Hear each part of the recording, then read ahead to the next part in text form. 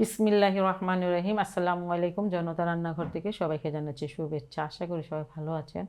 আজকে যে রেসিপিটি করবো এটা পাকোড়া রেসিপি করবো, সেটা হচ্ছে মিষ্টি কুমড়া ফুলের পাকোড়া। একটা মিক্সিং বোল নিয়ে নিয়েছি, এখানে নিয়েছি আধা কাপ বেসন। আপনারা বেসন যদি না থাকে তাহলে ডালটা ভিজিয়ে ডালটা বেটেও করতে পারবেন। আর এখানে কোয়ার্টার কাপ নিয়ে নিচ্ছি চালের গুঁড়া, যাতে মচমচা হয় এর জন্য। আধা চামচ লবণ দিয়ে দিলাম। আর এখানে মশলা আছে, মরিচের গুঁড়া 1 চামচ, হলুদের গুঁড়া কোয়ার্টার চামচ, ধনিয়ার গুঁড়া কোয়ার্টার চামচ, জিরার গুঁড়া কোয়ার্টার চামচ, সবগুলো কোয়ার্টার। আর মরিচটা একটু ঝাল না হলে খেতে ভালো লাগবে না। আচ্ছা, এগুলো একটু মিশিয়ে নেই।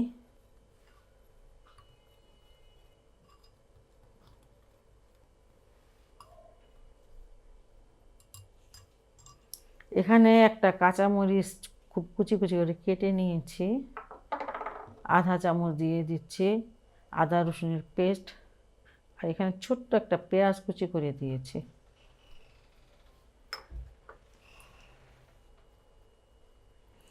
এখন আমি পানি দিয়ে দিব। আমি এখানে মেজারমেন্টের কাপে 1 কাপ পানি নিয়েছি, দেখি কতটুকু লাগে। অল্প অল্প করে দিয়ে মিশিয়ে নিতে হবে।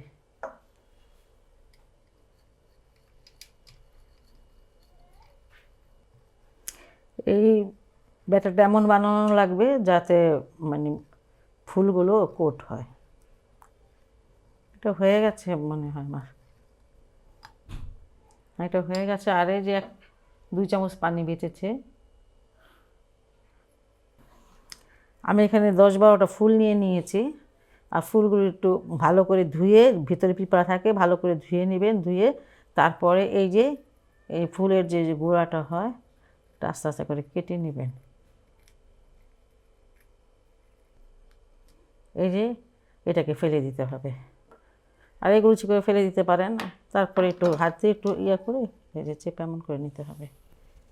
এই তো হয়ে গেল। এটা আমি এখন ভেজে নিব। এগুলো পাকোড়াগুলো ভাজতে চলে আসলাম। ফুলগুলো এই যে ব্যাটারে খুব ভালো করে এই পিট উপিট করে মানে ব্যাটারটা মাখিয়ে তারপরে এটাকে যে তেলে ছেড়ে দিতে হবে।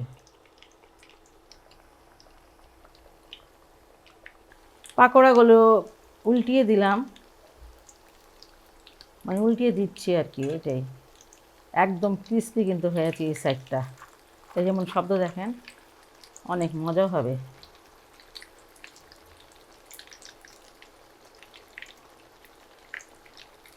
আঁচটা এই মুহূর্তে একটু কমিয়ে দেন, কারণ বেশি গরম হয়ে গেছে তো তেলগুলো একটু কমিয়ে দিতে হবে যাতে এই পাশটা ভালোভাবে হয়ে যায়।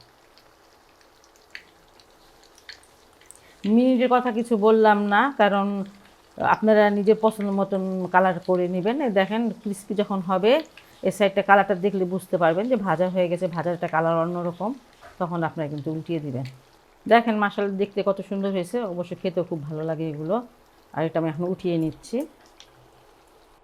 মিষ্টির কুমড়ার ফুলের পাকোড়াটা বানিয়ে খাবেন, দেখবেন যে খেতে অসাধারণ লাগে। যারা না খান নাই তারাও বানিয়ে খাবেন, দেখবেন যে অন্যরকম টেস্ট। যাই হোক, যদি আমার রেসিপিটি আপনাদের ভালো লাগে তাহলে অবশ্যই অবশ্যই বাসায় ট্রাই করবেন এবং আমার চ্যানেলকে লাইক করবেন, সাবস্ক্রাইব করবেন। সবাই ভালো থাকুন, সুস্থ থাকুন, নিরাপদে থাকুন। সবসময় এই দোয়াটাই করি আল্লাহর কাছে। আল্লাহ হাফেজ।